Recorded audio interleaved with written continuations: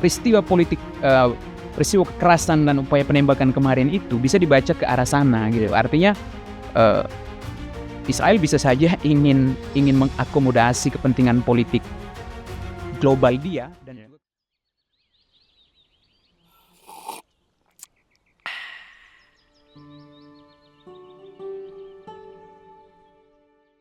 Salam ngopi ringan.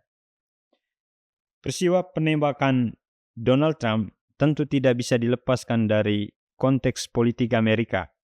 Bagaimana tidak, Donald Trump digadang-gadang sebagai calon kuat penantang Joe Biden sebagai petahana. Sore hari ini saya sudah kedatangan tamu. Bung Andi, siap. salam hormat Bung Andi. Apa kabar Bung Siap. Andi? Baik Bang. Selamat datang di Ngopi Ringan. Bung Andi, tentu saja sudah mendengar peristiwa penembakan Donald Trump yang saat ini lagi ramai di media sosial. Dari sudut pertahanan, apa yang bisa kita baca, Bung Andi? Oke, baik, Bang Norman. Sebenarnya kan yang sekarang lagi diidentifikasi publik itu generasi di balik peristiwa itu, ya kan? Apakah memang peristiwa ini murni satu kekerasan politik ataukah memang ada pesan politik yang hendak disampaikan? Karena saya melihat setiap ada peristiwa-peristiwa semacam ini dalam kontestasi politik, selalu ada pesan politik yang ingin disampaikan. Ya, tentu saja. Dan kalau misalnya kita melihat lokus kejadiannya itu di Pennsylvania. Itu tempat kelahiran Joe Biden kan? Joe Biden. Petahana. Dan dalam konteks analis politik ya, menurut saya ada sesuatu yang hendak diucapkan di situ. Dari peristiwa itu ya? Dari peristiwa itu. Dia tidak hanya murni satu kekerasan politik, tetapi kan ada pesan yang ingin disampaikan di situ. Karena kalau kita misalnya melihat kembali ke belakang ya, pertarungan di 2020 antara Biden dan Trump, itu menjadi salah satu sentral pertarungan politik. Sekaligus menjadi simbol pertarungan politik ya antara Biden dan Trump. Meskipun kemudian Biden menang di situ, tetapi selisihnya tipis gitu. Jadi dalam konteks perspektif politik bisa saja bisa tarik ke sana kan analisisnya gitu. Tetapi saya juga ingin melihat bahwa kalau kita misalnya melihat narasi di balik peristiwa ini juga akan berdampak pada peta konstelasi politik bukan hanya di Amerika Serikat ya, tapi juga akan mempengaruhi peta politik global ya. Bisa saya juga tarikannya misalnya ke Timur Tengah ya, konstelasi antara Israel juga misalnya dengan Palestina saat ini. Karena kan kalau misalnya kita melihat bahwa tapi sebelum kita tarik ke situ, Bung Andi, ada beberapa, kalau kita amati betul video penembakan itu, ada beberapa gerakan yang memang patut dicurigai ya. Diduga itu seperti memang ada permainan politik di situ yang ini semua dugaan karena memang sampai hari ini belum dirilis gitu ya terkait investigasi peristiwa itu. Apa gerakan itu? Setelah penembakan itu ya, kalau dilihat di video yang ada itu ya, Donald Trump masih sempat memberi kepalan tangan gitu ya. Benar-benar. Bagaimana kita membaca itu gitu? Ya, makanya tadi di awal saya bilang kalau misalnya ini itu kan ada narasi-narasi yang harus kita hidupkan di balik peristiwa ini kan. Apakah ini memang murni satu peristiwa politik ataukah memang ini adalah kekerasan ya, gitu. Tapi kalau misalnya katakanlah ya ini satu model konspirasi politik, maka hal semacam itu tadi bisa saja kita tarik lebih jauh. Misalnya ketika misalnya dia ditembak itu lebih dari 3 kali meskipun udah berdarah ya. Kita lihat telinganya itu kan berdarah, dia sempat tunduk, lalu kemudian dia bangkit lagi, dan dia mengepalkan tangannya 3 kali, mengepalkan tangannya itu untuk semacam melakukan perlawanan ya terhadap kekerasan atau upaya cobaan pembunuhan yang baru dia alami. Ini bentuk perlawanan sekaligus menurut saya ini menjadi simbol perlawanan Donald Trump yang juga akan berdampak pada suara-suara orang-orang Amerika yang dalam tanda kutip orang-orang konservatif Amerika yang dulu di konstelasi politik ketika dia berhadapan dengan Biden itu mendukung dia. Gitu. Jadi ini dia hidupkan kembali. Dia semacam menjadi pahlawan ya dalam konteks semacam itu kan dalam peristiwa kemarin. Jadi dalam konteks politik ini sebenarnya memberikan efek yang cukup signifikan ya untuk Donald Trump. Donald Trump sendiri. Donald Trump sendiri. Karena kalaupun misalnya dalam identifikasi lebih lanjut bahwa pelaku pembunuhan ini dia terafiliasi dengan suatu kepentingan tertentu. Apalagi misalnya ada afiliasi kepentingan politik dengan lawan politik Trump, katakanlah seperti itu, maka ini juga akan memberikan kemungkinan kemenangan ketika misalnya Donald Trump ini jadi diusung oleh Republik nanti dalam kontestasi Pilpres Amerika Serikat di November ya. Artinya 2024 ini nanti. Donald Trump sendiri belum ada tiket kepastian ya sebagai calon ya. Karena masih ada konvensi ya. Masih ada konvensi nanti. Tetapi kan siapa sih selain Donald Trump ini figur politik yang hari-hari ini cukup populer ya di mata publik Amerika, siapa kalau bukan Donald Trump ya. Jadi ada kemungkinan sih dia akan berhadapan dengan Biden. Tetapi kalau kita misalnya melihat peristiwa ya saya menyebutnya sebagai kekerasan politik ya, karena ini demokrasi, kita menyebut Amerika Serikat itu sebagai kampium demokrasi ya, betul. Menjadi rujukan demokrasi global ya, katakanlah seperti itu. Tetapi peristiwa-peristiwa semacam ini yang kita bisa sebut ini antidemokratis justru terjadi di negara-negara yang sudah lama menghidupi sistem demokrasi itu, kan begitu. Jadi ini juga bisa menjadi pelajaran untuk kita nanti ke depan ya dalam kontestasi politik di Indonesia kan, seperti itu, gitu sih. Nah, ketika tarik ke tadi politik kerjasama ya ke Timur Tengah, apa yang Bang Andi baca di sana? Kalau saya gini ya, memang Donald Trump ini agak dinamis ya dalam narasi-narasi politiknya, itu lebih dinamis. Dulu ketika dia menjabat sebagai presiden, itu dia dekat sekali dengan PM Netanyahu ya, Perdana Menteri Israel gitu kan, dan termasuk misalnya kebijakan-kebijakan dia yang mungkin banyak dikritik global kan, misalnya soal pemindahan ibu kota kedutaan besar Amerika Serikat di Israel ke Yerusalem Barat. Itu salah satu yang banyak kritis kan ya gitu. Jadi publik membaca bahwa Donald Trump itu begitu dekat dengan Israel dan pasti akan mendukung segala bentuk kebijakan politik dan langkah-langkah politik global Israel ke depannya, termasuk misalnya konflik yang lagi berjalan ini ya antara Palestina dan Israel. Jadi arahnya ke sana. Tapi kemudian ada pergeseran itu. Ketika kita misalnya melihat pergeseran dukungan ini. Kenapa? Karena ketika misalnya di 2020 Biden menang, Netanyahu mengucapkan selamat ke Biden. Disitulah awal komunikasi politik Donald Trump itu terputus. Sehingga kemudian ketika misalnya kita membaca pernyataan Donald Trump di awal eskalasi politik Timur Tengah itu mulai meninggi itu kan, dia memberi dukungan justru kepada misalnya kelompok-kelompok yang oleh Israel itu dilihat sebagai kelompok-kelompok terorisme.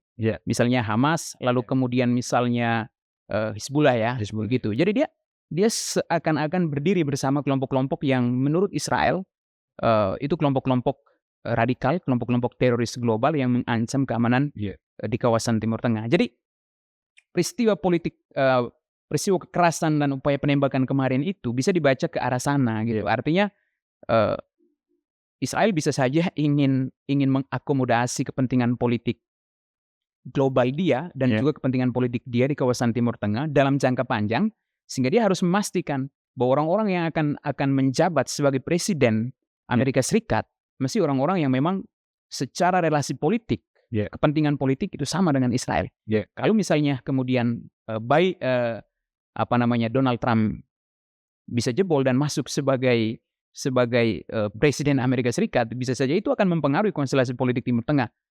Pergeseran dukungan Amerika Serikat terhadap Israel itu. Tapi bukankah ini bukan sebuah keuntungan bagi Donald Trump ketika dia kampanye mendukung kelompok-kelompok itu? Kan kita tahu sejarah Amerika dan Palestina ini sangat dekat gitu hubungannya gitu dalam berbagai aspek gitu.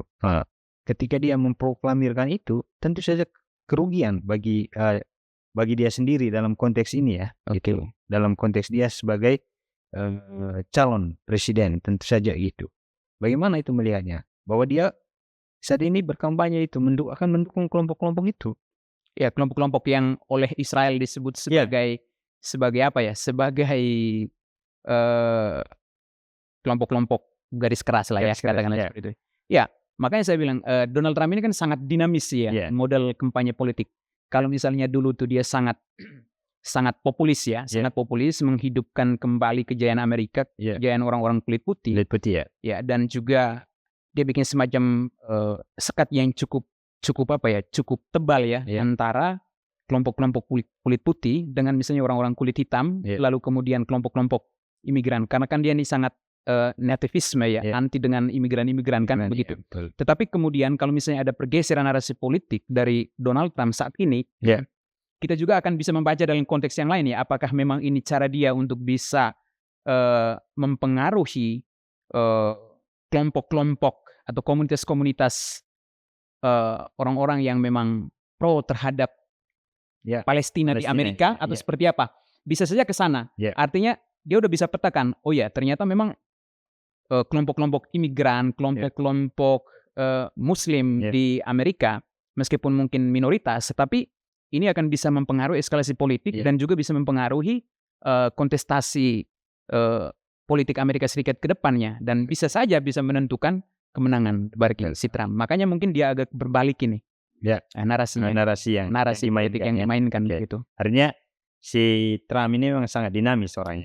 Sangat dinamis menurut saya. Begitu. Dia dalam tanda kutip dia cerdik ya, membaca situasi. Pasti dia sangat cerdik. Dia kan basicnya ini ya marketing juga. Dan dia ini kan pengusaha ya. Gitu. Dia kan selalu mencari satu kesempatan politik. Mungkin kan kita udah tidak bisa lagi menemukan satu kebijakan politik Trump yang mungkin akan mempengaruhi politik global ya. Mau nggak mau ya dia mencari satu celah ya untuk bisa menaikkan kembali popularitas dia kan begitu.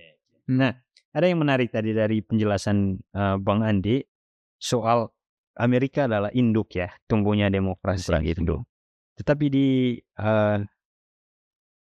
di tengah kontestasi ini masih terjadi ya peristiwa kekerasan politik ya.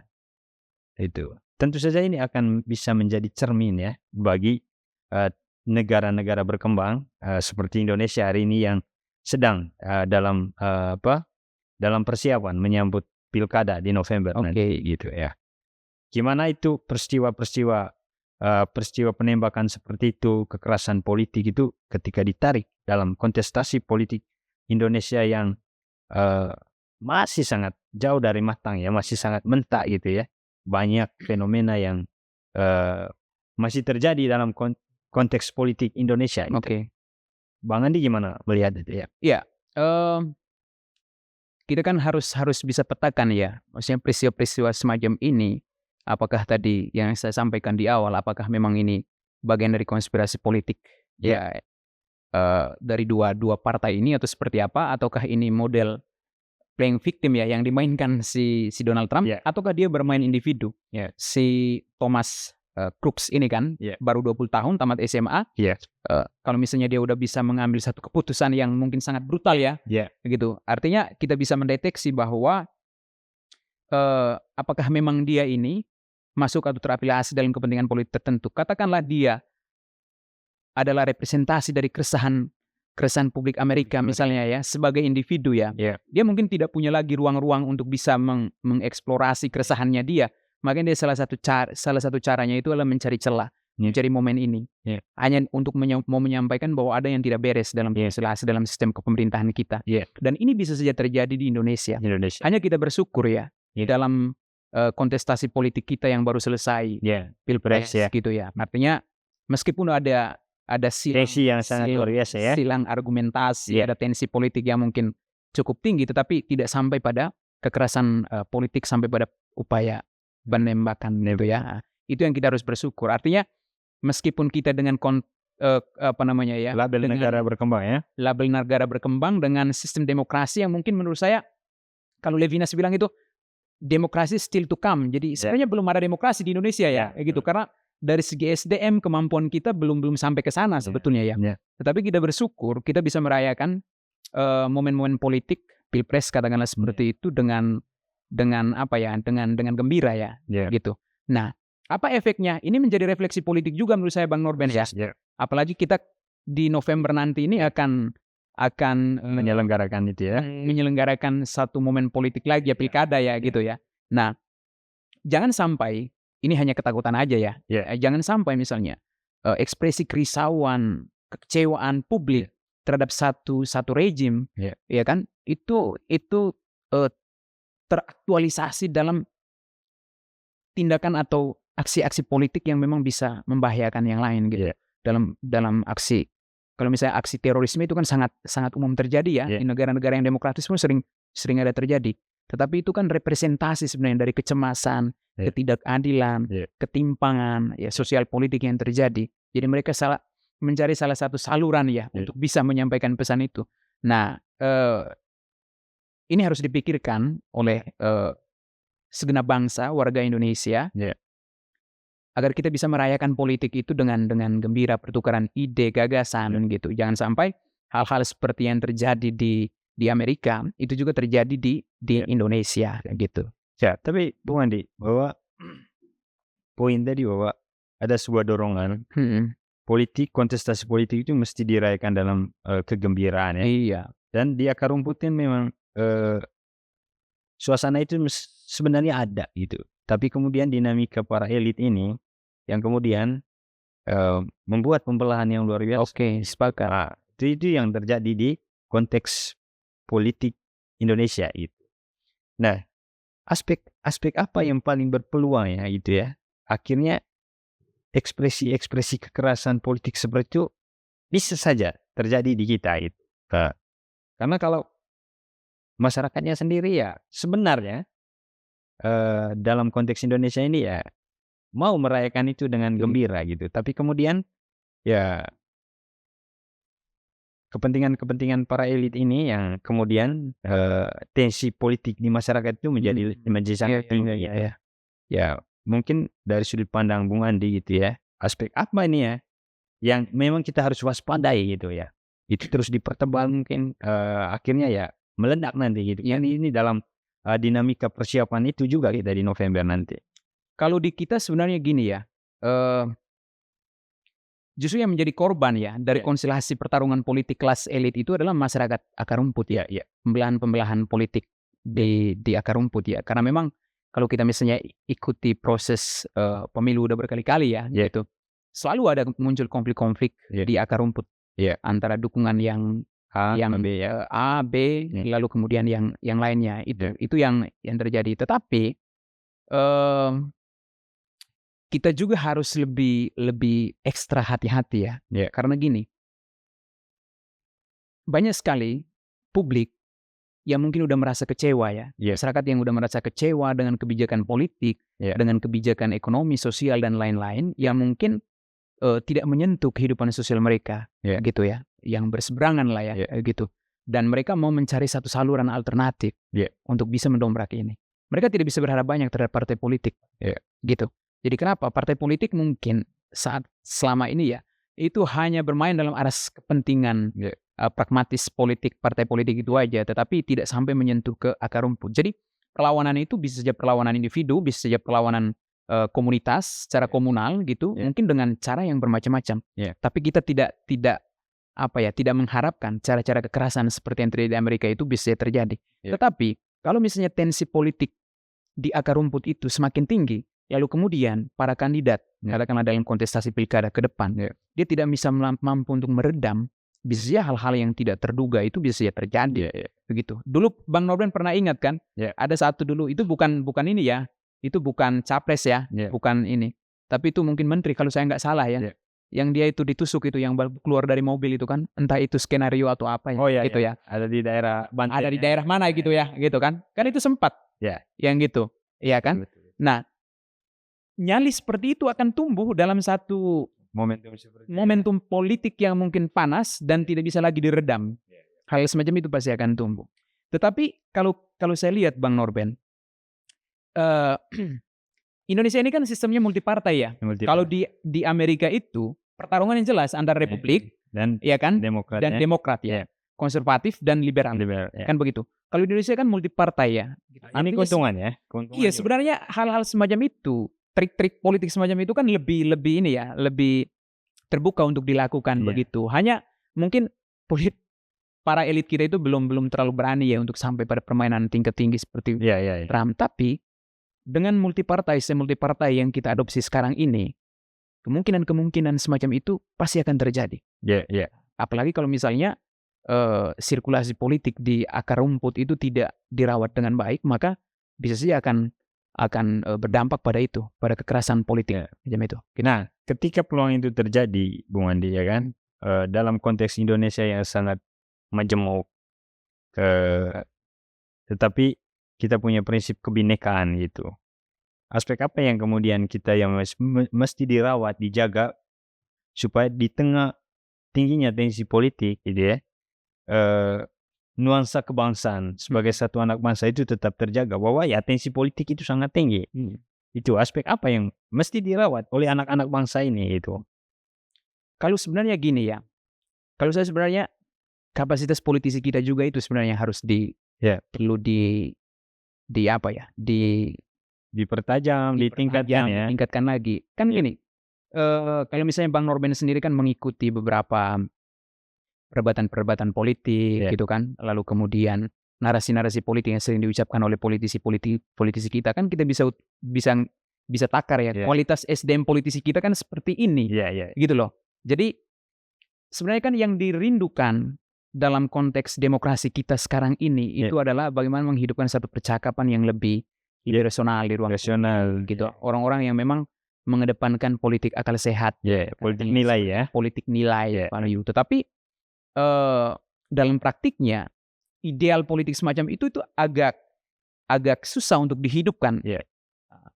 Ada komunitas-komunitas tertentu mungkin yang cukup serius untuk menggarap isu semacam itu ya. Artinya ketika kita bicara politik, bicara soal kepentingan bangsa, kepentingan warga, kepentingan bersama, maka hal-hal yang memang substansial itu yang dihidupkan di ruang-ruang publik. Cuman kelompok ini belum banyak ya Bang Andi ya. Cuma kelompok-kelompok ini kecil. Itu hanya parsial aja kan, begitu. Belum ada satu kelompok yang memang besar ya untuk menggarap isu ini gitu.